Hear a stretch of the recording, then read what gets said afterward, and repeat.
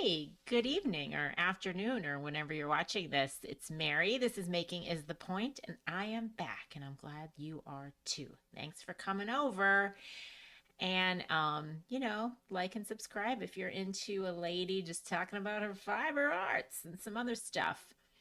Um, I started filming something a little earlier when the lighting was better, and I didn't plug in the mic, you guys. Um, so that's all plugged in, and I checked it. And now the lighting's bad. I hate an overhead. That's to quote my late great mother. The lighting's very harsh. But I made myself a boulevardier and I'm ready. So, welcome. Today I am wearing a Douglas Cardi, Andrea Mowry. I made this a few years ago with Fibre Company Lore, which is discontinued or they don't exist anymore. It's pretty much a bummer because they had a lot of great yarn. This is a big oversized drop sleeve Cardi. Like the wide band, like the opportunity for fun colors with the stripes. I used these shiny little buttons that I like, little grandpa core. So yeah, this is a good one. It's been chilly today, and this is perfect. So, yeah, that's all there is to that. FO, I got one. One, and that is all. But I got a lot done. So this is the Rock It Tee by Tee-Tanis Lavallee. And I made this with, cut to the chase, do the big reveal. Okay. Rock It Tee, Tee-Tanis Lavallee. I used Acorn and Oak, formerly Why Not Fibers, Sumptuous, and in the colors, Eddy, which is the bluish, and Rose Gold, which is this rose gold color. And I knit this guy up in about 2 weeks. Two modifications that I can recall. In the pattern, there's a yarn over at the raglans, which is a cute detail, and a yarn over down the side. I omitted both of them. I just wanted a very much a basic looking t-shirt. So I omitted that. And then there's, in the pattern, it's a 4-stitch I-cord. I did a 3-stitch because I started with a 4 and it was a little fatter than I wanted. Not to fat shame my sweater. It was just a little bigger than I wanted. So I did 3-stitch, and then they have it at the sleeves too. The pattern calls for you to do it at the drama. The pattern calls for you to do the I-cord at the neckline as well. I did not do that. I probably will at some point. Well, I don't know about probably. I intend to at some point, but I thought it looked fine without it, and I just really needed a break from it after the bottom and the sleeves. And I was like, I just want to wear this thing. So for now, no I-cord at the neck. Maybe someday. Maybe not. So that's that. That's my only FO. I have a few WIPs. They are growing in number. I've got these carrot socks. Now, I know everyone was thinking, this lady doesn't knit socks. And if she does, by some chance, she knits one and then sticks it in a bag and leaves it for a year. Well, joke's on you, because I just cast on the second one right away, and I am to the foot. I just have about 20 more rows, and then I do my toe, and she's done. And then I have a pair of carrot socks, which I just couldn't be more pleased about. Now, in theory, I'd like to be that ridiculous hippie lady that wears her carrot socks with her Birkenstocks and works in her garden. Now, there's a few things about that. I never work in the garden. My boyfriend does all that. It seems like fun, but I've got other things to do. And the other thing is these are really warm. So I probably won't be wearing them until cooler weather. These will have to be fall hippie socks. There was a time not too long ago in my life where I thought that socks and Birks was a ridiculous idea. Well, I've changed my tune on that one. Maybe I haven't. I still think it's ridiculous, and I don't mind wearing them. I just don't mind being ridiculous, I guess is the answer to that. Okay, moving on.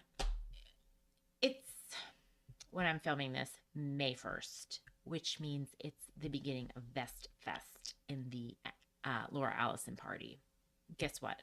We work on vests or anything remotely. Basically, no sleeves, short sleeves. So I busted out something I started working on a year ago and then put aside because I got sick of stockinette flat. And so I just put it away and then I never picked it back up again. But I want the finished object. So this is the Lulu Slipover by PetiteKnit. It's a popular one, ish. A lot of her patterns are so great and popular. So this is what I have so far. I did the whole back and then I got to this little bit. So you do this and then you do the whole front. You add some sort of ribbing around the edges and then there's like a little button on the side to attach. It's very cute, and then a big old collar. My friend Jen's also doing one in similar color. In fact, one of the yarns is exactly the same. Speaking of, I'm using Kelbourne Woolens, Andorra in brick. That has been discontinued, unfortunately. And then Harmony is the lace weight, and I'm doing Terracotta. You can still get that, and it's great. So together they're making a really lovely fabric, and I'm hoping I'll just have like a renewed interest in working on this back and forth stockinette, just because once I round the corner to the front, I feel like I can get some mojo. Plus, when your friend's working on it and your other friend just made one that's real cute, there's motivation. So that is the Lulu Slipover. Also today, it was a huge day. Cordelia hat by my friend Allison Dykhuisen was released. This is the May hat in the Year of Hats, Kelbourne Woolens Year of Hats, where they're highlighting their Germantown DK. So it's all hats that you can make with one skein of the Germantown DK. I have highlighter yellow, which I'm pretty excited about. So far, I have only gotten through the tubular cast on, the setup, or not even. I have this little bit to finish the yarn, and then I can join and do ribbing. I'm going to do more ribbing than in the pattern. I want to be able to flip it up, and Allison assured us that there's enough DK yarn in this that you can make the ribbing a little longer, and that'll be fine. Allison did a live kickoff today that was really fun, and so she showed a little bit of the background of the pattern. The pattern was based on some of the Chicago architecture, Art Deco kind of look. It's very cool. So that's exciting. Her shout out to Chicago now that she's in Portugal. It's fun. And I'm excited to have this hat because it's going to be cute. It's going to match my shift that I just made. There was a bright yellow in that. And maybe I won't get hit by a car.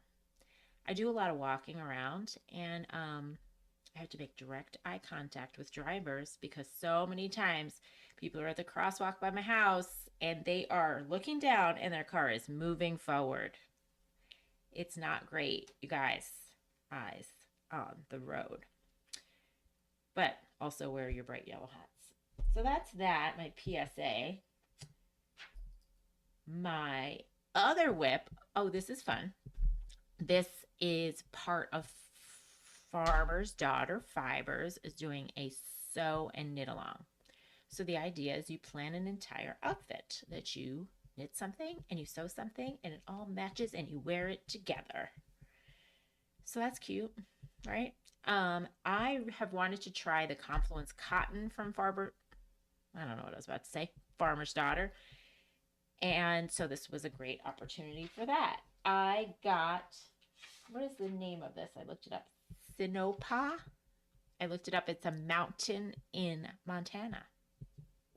So guess what? That's what that means. That's where they're based. So it's an eggplant color. I mean, that's pretty cool, right? And I'm making the Thea top and Suzanne Muller Thea top. It's a tank top. It's pretty basic but cute. And so I am using size 4 needles with the Confluence cotton. It's wool and cotton, which is nice. So it's like soft to use. And for those not in the fiber arts knitting biz, plant-based fibers, they're great for the summer. A lot of knitters experience sore hands from using those fibers because they don't ease around your needles the way smooth wool does. So it can be annoying. But the wool cotton blend, like this Confluence cotton, it's nice because I'm not experiencing that in the 7 rows I've done so far. But really, I don't imagine I will. It's really nice. And then for my sewn portion of this combo, I'm pretty excited about this. I'm going to make the chanterelle pants, which I've made before, but not in such a springy fabric. This is Fabulism Arcade Plaid. I mean, that's cute.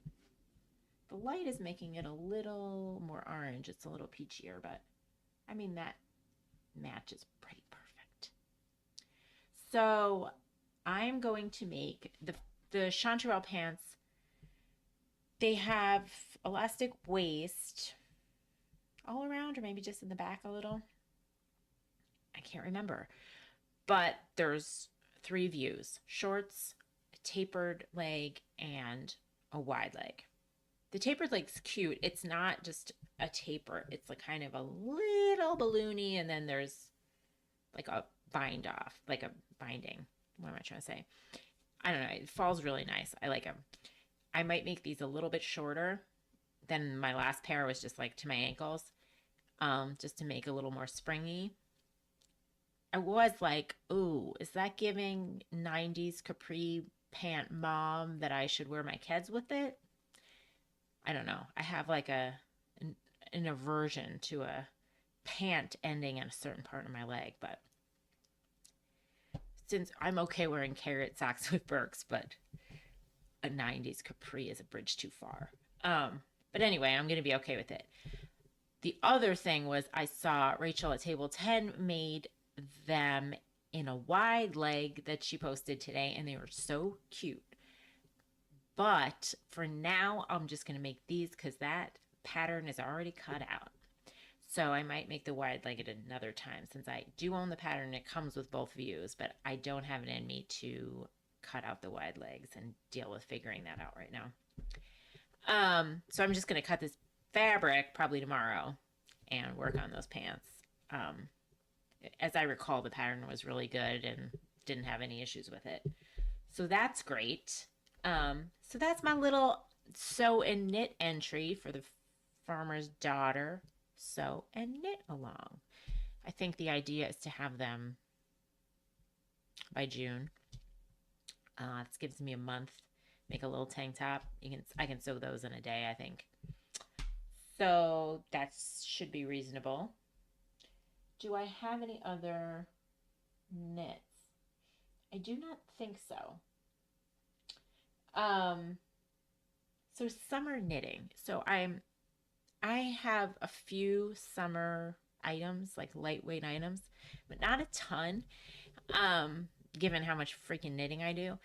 And my friend Melissa and the Laura Allison party, she has the queen of teas, not like coffee tea. I don't know, maybe she's the queen of that as well, but like t-shirts. She lives in LA, so she makes a ton of them. They always look amazing, and she like has great advice or suggestions about like summer type yarns, which is great. So I've been influenced by a couple patterns that I want to make this summer. The Prospect Tee by Tori Yu and the Leela top by Cadre, Caidree. They're both really cute. And also kerchiefs. I'm decided it's time to just be like Mr. Furley. Be the Mr. Furley you want to see in the world. Just little kerchiefy things. There's really cute patterns. The Fleur Scarf. I just found that one today. Fleur. It's small. It's got a little lacy bit to it. The Rollike kerchief. I don't know how to pronounce that. I'm sorry, but that one's great, and I want to make it. And then Young Folk Knits just released a pattern called the Ruffle Edit today, and I want to do the kerchief one. Except I might kind of do a combo where I want to make it more narrow but have longer tails. It's such a cute pattern, and I want to use this yarn I already have that I had dyed at a natural dyeing retreat a few years ago, and it's like a sort of salmon terracotta color.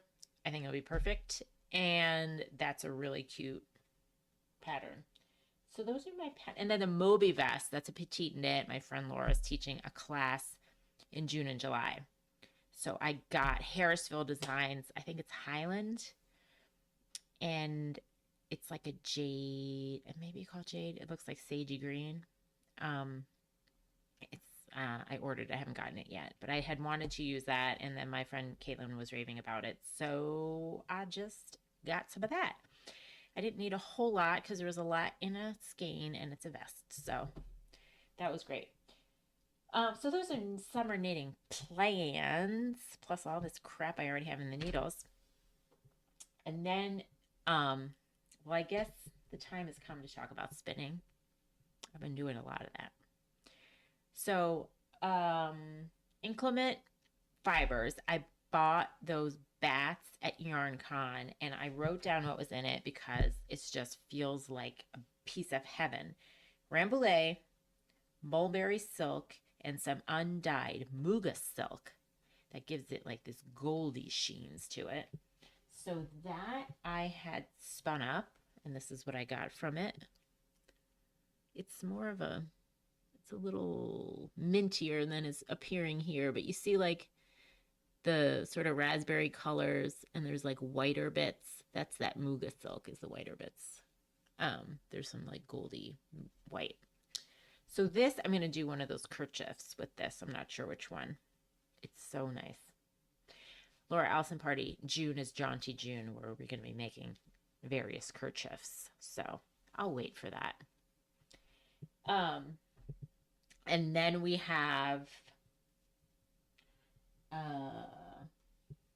the Nest Fibers bit I talked about before, where I had all this stuff from the Fibre Club. It was in pinks and blues and purples that were not totally my color palette, but I mixed it all up with some like this golden honey from Yarn Jam that I had. Shanico. It's the softest. Oh my God, it's amazing. So I had a short about how I did that whole process, but so I did a little bit of swatching because I first thought, well, I'm going to get a lighter fiber, spin it, like that's like mostly white, off white, and then do a 3-ply with 2 plies of the Nest stuff and 1 ply this whiter. So I tried that, and then I tried just 2-ply, and I like the 2-ply better, which I'm very excited about because that's less work. So at the bottom, you can see the 3-ply that I did. I'm not into it. I'm not into the feel of it. I'm not into the look of it. Whereas the top, all this is the 2-ply, and I like it better. And also, the fabric feels really nice. And if I'm doing a whole sweater, these won't be so stripy because the colors will change faster. So it won't be just like one thick pink. It just kind of worked out to be the amount of each color worked out to be one of these little stripes on this size. But I think it will look better as a whole sweater because they'll change more quickly. So I have right now just 2. I have this. Oh my gosh, this lighting is insane. I have this and then one other one. And so, and a whole lot of fiber to spin, but now I know what I'm doing, my plan, so just work on that as I can. Oh, I'm gonna go grab another one that I forgot about. Okay, cheers. Damn, this woman makes a strong cocktail. Um, so this is from Wound Up Fibers. They make awesome fiber, sock fiber. Again, let me check my notes to make sure I have this right. This is super sock, and the color I got is Beautiful Mess. So I spun this up. Okay, that you can see pretty well.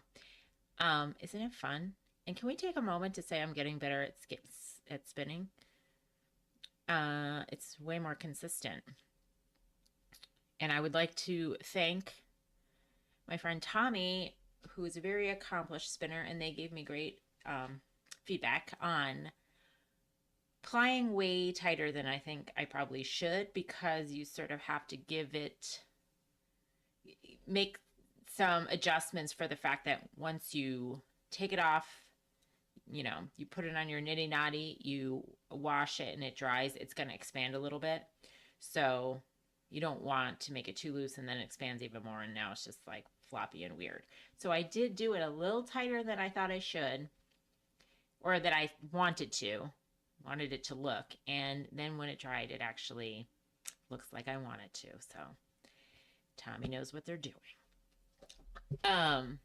So yeah, I'm excited. I am going to make Summerlee like shorty socks. She had a birthday sale this week where everything except for like her cuff clubs were 30% off, which is awesome because she already has affordable patterns. So I got one of the sets that has a bunch of shorties, and I'm just gonna make nothing different for the toes. Like, these are busy enough, and just make a little pair of shorties and see how far I get. Once I finish my carrots, I'm gonna crank those out in the next day or so. And speaking of Summerlee, she had a good conversation with herself, like I'm having right now. No, she had a good conversation in her last podcast talking about patterns and pattern design. I guess there was some back and forth on the internet about designers designing simple patterns and charging for them, and is it or isn't it a grift? I could see both sides of this one, but as Summer was saying, she designs socks primarily, and or maybe exclusively, and when she wants a sweater, she just doesn't want to think about having to figure it out. She could. She's an amazing knitter and designer, and she could, but she doesn't want to. That's not what she wants to do. She just wants someone who's good at sweater designing to just tell her the math. And I feel the same way. Like, I now am a accomplished enough knitter that I could figure out how to make a pair of socks. I don't want to in this case. I just really want to get to using this yarn, and Summerlee makes an amazing pattern, and I like the way it's written. I like the fonts. I like the way she explains things. So I just hit add to cart on her very affordable pattern, and she deserves my few bucks because I don't have to do the math. So I feel the same way about a lot of other designers. Like Sari Nordland, I'll just buy your patterns. They're well written. The charts are always amazing. Sure. I always try and find new designers as well, but I don't know if a little bit of it is a grift, I think, but for some people, I don't think, where it's just like, okay. But I think you just have to decide, like, is this person someone I like kind of trust as a designer or not? So anyway, those are my thoughts on that. I thought it was an interesting conversation that she was bringing up. So, my other spinning journey began with a fleece named Sophia. I got a wild hair. I got a wild hair one day and was like, I want a fleece. How do I do that? And I looked on my friend Reddit. It's not all shit out there on Reddit. It's not all incels. I got great information on Reddit. So somebody directed me to a Facebook group where people, I know, Facebook, what? No, Facebook, where they're giving, selling or giving away raw wool, like fleeces that, they can't give to mills or whatever. So I checked this group. Long story short, paid a super affordable price to a woman named Anne to get Sophia's fleece.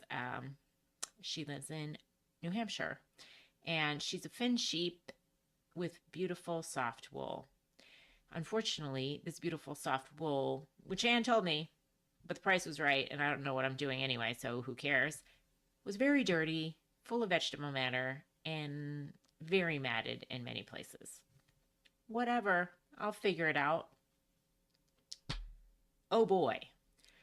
So I'll do a little short that we'll probably put up before this that has photos of this process.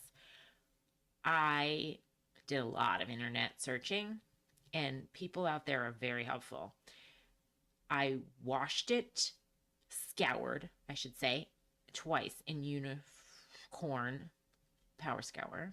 Everyone says that was the best. I just said, okay, let me get it. To get the lanolin out. So twice. I mean, the water was hilariously disgusting. Just so brown and dirty. They did skirt it. So there was like just maybe one poop ball. Like that's like nothing on a whole sheep. So, kudos to them for that. So it wasn't like that. It just was very matted and dirty. Washed it twice with the Uniform Power Scour. Corn. I can't get that word right. And then I washed it twice to get the soap out and more dirt. And then I was like nervous to do it again because I didn't want to felt it. Because whoever felt it dealt it. I don't know. So anyway, no, I didn't want to felt it. So I was like, do I keep doing this? I rinsed a little and I was like, okay, you got to stop.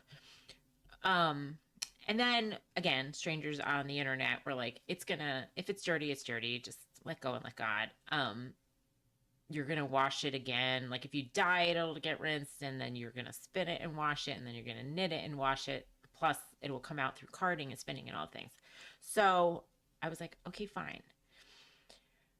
So that's what I did. Now the next step after it's all dry, it was an 80-degree day here in Chicago, put it outside, and it dried up in a couple hours, which was very exciting because inside it could take a long time. So this is like the cooking show where I have my little prepared bit.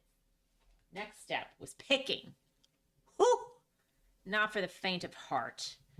Only because it's so tedious on a very matted fleece. I watched videos online and I thought, as I was doing it, I'm like, I don't think they're doing it right.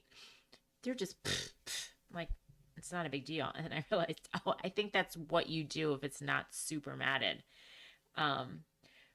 But I've already carded some, but there's this big old bag. She's cute, right? And it's so soft. And now it smells nice. She's fresh. She doesn't smell like a farm anymore. My dogs were so into Sophia when she first arrived. But anyway, so feels like a little lanolin-y, but it's not bad. And I don't mind that. So, I mean, there's still so much to do, and this took a long time. And there's still dirt in it. And yeah, neps. So, okay, I picked, and then I got myself a drum carder because your girl likes the opportunity to buy some kind of weird thing for the crafts. So with the drum carder, I made some bats. Here's one. I mean, that's nice, right? Yeah, I don't know if you can see. There's still all kinds of little dirty bits in there. Look at that. But the strangers were correct in that when I carded it the first time, or every time I carded it 3 times, little dirt bits came out under the carder every time. So I was like, okay, this is getting cleaner and cleaner as I go. I'm not gross, you guys. That's what I'm trying to tell you. No, it got cleaner. Still a lot though. And so many nips. So, um,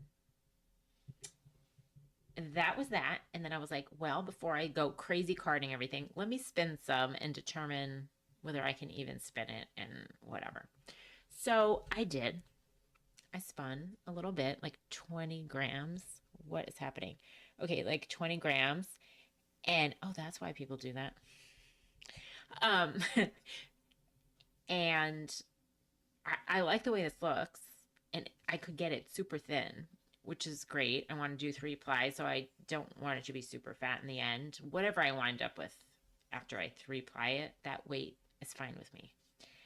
As long as it looks okay, I think it'll look okay. The problem is, it took a really long time because there are nips I was picking out as I went. I just couldn't let it go. So that just took a while. But I did 2 of them. So I'm going to do one more and then ply these 3 together, wash it, let it dry, see what I wind up with. And if I like it, then I'll just do a whole lot more of this, but just slowly. Ish.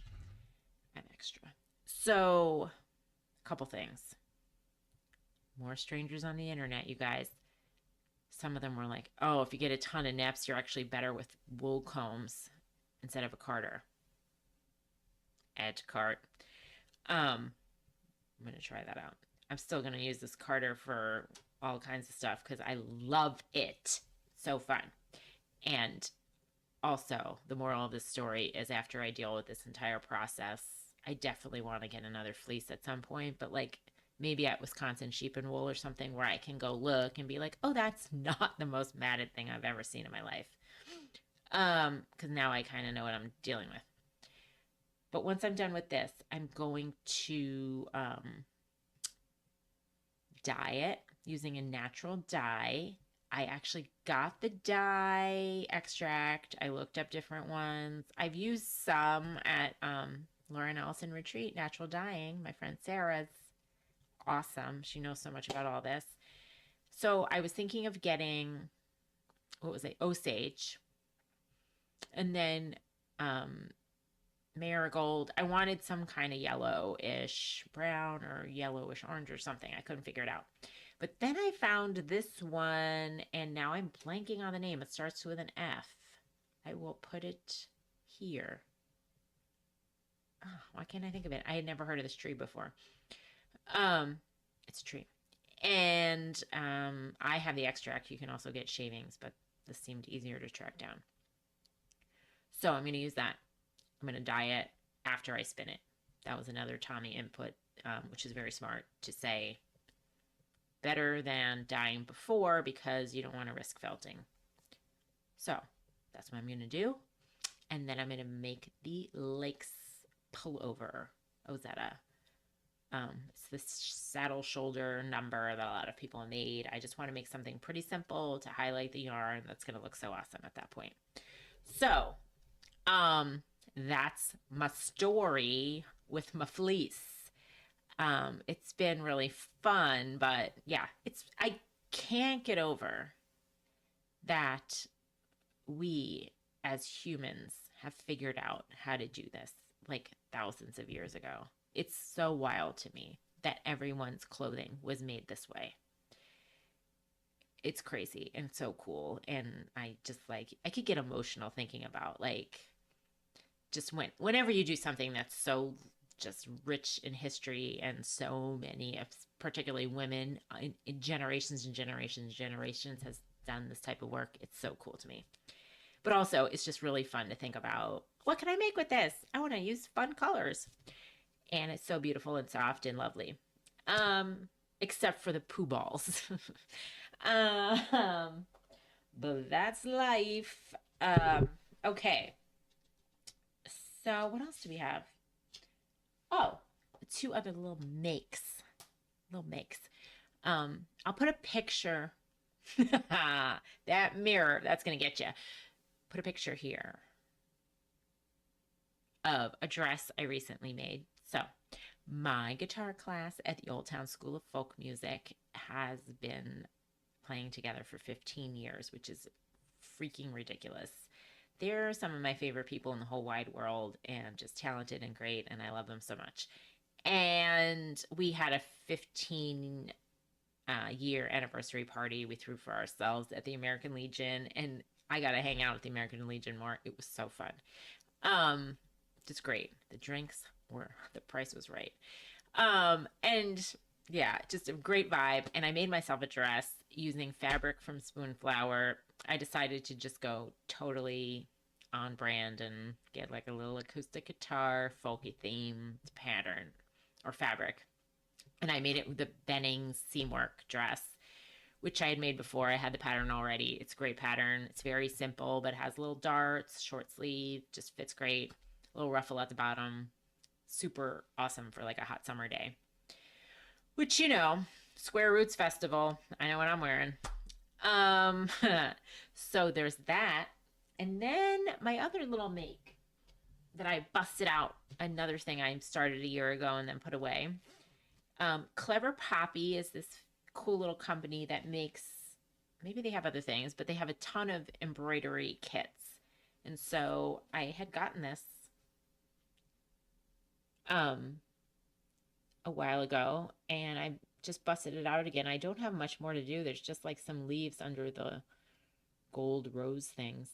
And the kits are great because it has absolutely everything you need. It has the fabric, the thread, the frame, and links to videos for teaching you every single different stitch that you use if you don't already know how to do them.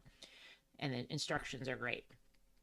So it's a fun little thing. And I have the springy one, and then I also have like a more wintry with pine trees and stuff like that I'm halfway done with that one too. So maybe when winter rolls around, I'll finish that up and have like spring and winter on the wall. Very cute. Yeah, so I like this thing. I want to finish this and get it up. And then I had this stored in this little pouch my friend Allison made me with this fabric. What fond memories. One of the more ridiculous things we've done, which was this Fibre Arts related anyway.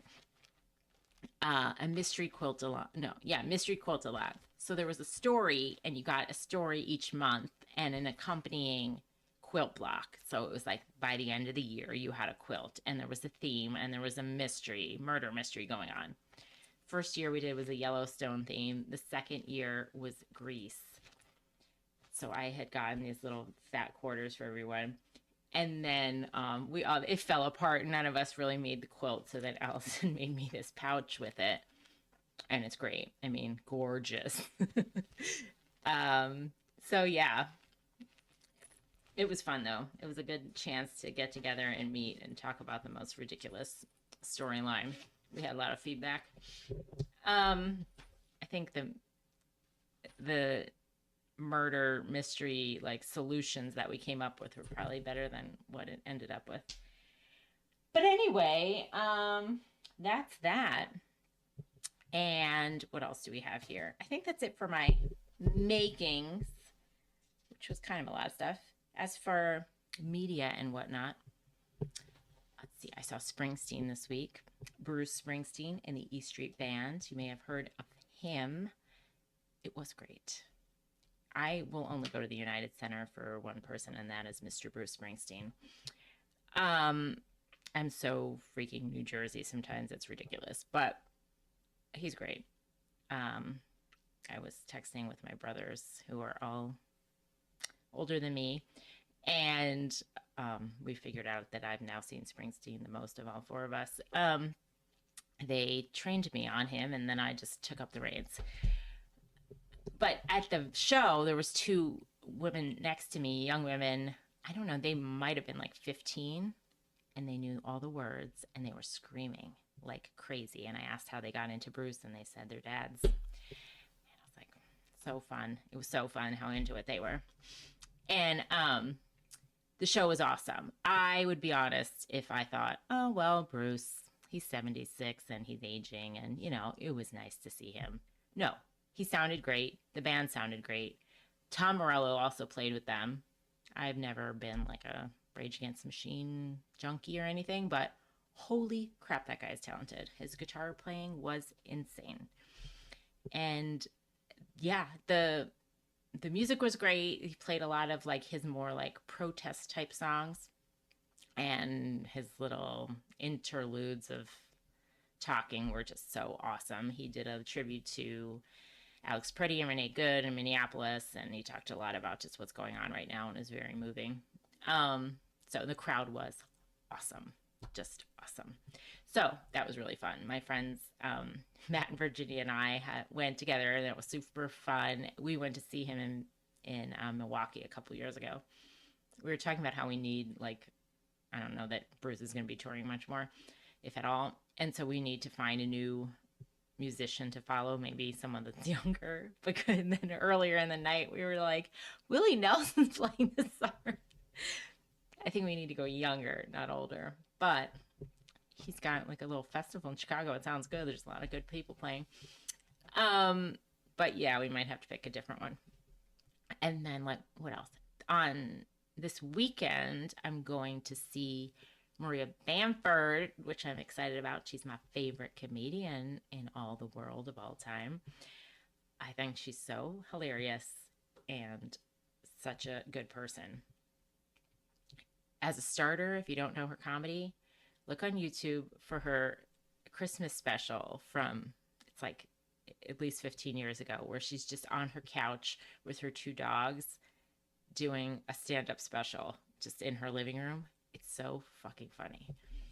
But anyway, Judd Apatow did a documentary about Maria, and she's going to be there to do a Q&A after the movie, and it's right in my neighborhood, so I'm so excited. So there's that. Books. I'm still reading Lost Lambs by Madeline Cash. I just had put it down for like a week, but I need to finish it because I really liked it and I don't have that much left. And then I want to start The Names by Florence Knapp. That's a book club book, so I want to pick that up. Other friends that have started it said they like it so far, so that's exciting. TV. I'm not watching anything real because The Pit finished up, and then I was fresh out of real shows that I was watching. But The Cult of Nature Boy, I guess that's kind of real, but documentary. Is it Hulu? Is it Netflix? I don't know. I know that he is a monster, and I am just a sucker for a cult leader that gets his comeuppance. Like, I will watch that same story 500 times, and I have. But this one is a different flavor because he specifically preyed on Black people, and like, just, it was like early Trump presidency #1 to like leave America, leave racist America, and like start living some utopia in Costa Rica, which obviously that sounds fucking compelling. And then he's a monster. But spoiler alert, pretty sure he is paying a price. It's never going to be the price because these people are traumatized for life. But anyway, Nature Boy. I mean, that alone, really, Nature Boy. Then we have our friends in the Real Housewives of Rhode Island. They are not disappointing. I love every one of these gals so far. And by that, I mean some of them I can't stand, but they are good TV. Alicia. Is that her name? This is the woman that goes, I love a horse. Like, so unironically. She loves a horse. They were like at the horse races. I love a horse. And she clocked that Rosie so quickly. And I could see like some people might be like, oh, she's coming on way too strong, which obviously she is. But like, no, when you feel that gut feeling, this woman, you cannot trust her. Everyone loves her. She's cute. And Alicia clocked her, and she just wasn't going to have it for 1/4 of a second. And she came on like so strong, and I was loving it. And then we have Joellen. Look at me knowing their names. I think it's Joellen, who is playing Sherlock Holmes to catch this loser Brian in his obvious cheating situation. I love it so much. She's stopping at nothing. And I mean, who among us doesn't love when that happens? So, I mean, everyone else is like, she's going too far, but no, she's not. They love it too. Because it's like, you're going too far. What did you find? What? Where is he? I'm using kind of a New York accent because I feel like they all kind of have New York accents. Like, it's Rhode Island, so it's kind of Boston, but it's giving a weird mix. Anyway, I wish it wasn't once a week because I like to binge my trash. And then, is that all the trash I have to catch up on? Let's see. Yeah. Oh, one actually quality thing I listened to this is John Stewart's podcast from this week. He interviewed Graham Plattner, and I think it's a fantastic conversation.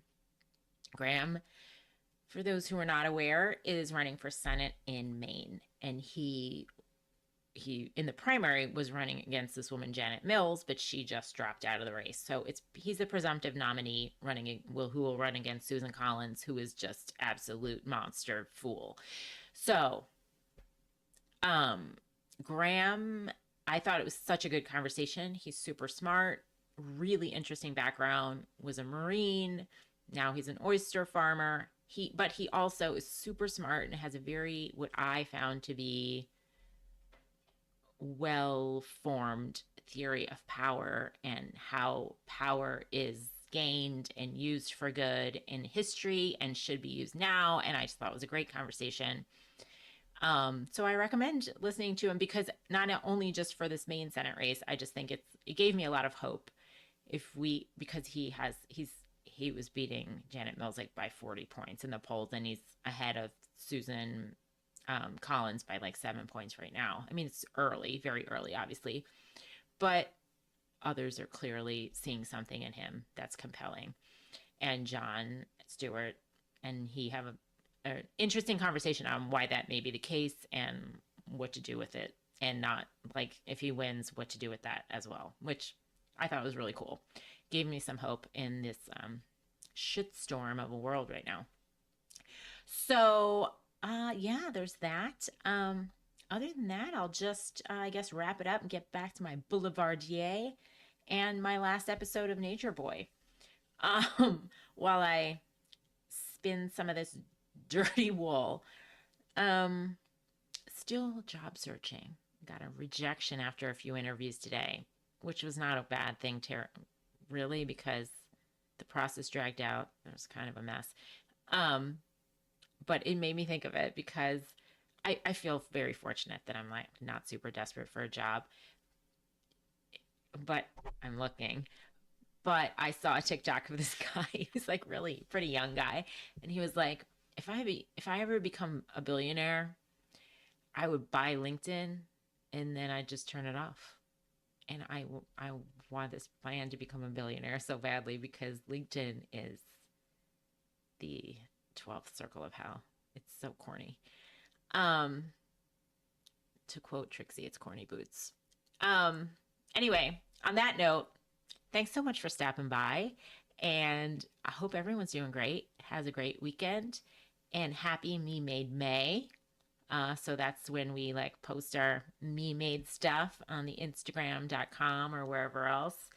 And yeah, hope you're enjoying all the springy things. And I will see you soon. Bye.